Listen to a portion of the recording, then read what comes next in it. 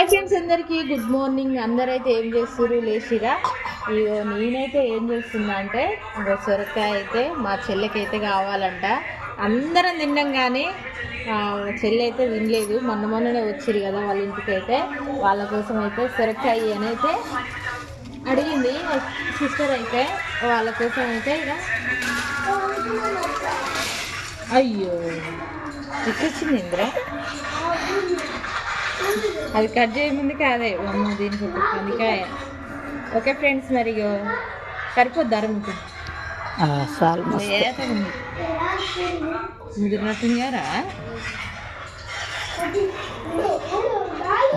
ముదిరిపోయి ఇంత చిన్నగా ఉంది. ముదిరిపోయి. ఓకే ఫ్రెండ్స్, మరి కట్ చేస్తే తెలుస్తాను. ఎంత బాగుందో చూడండి. మీలో ఎంతమందికి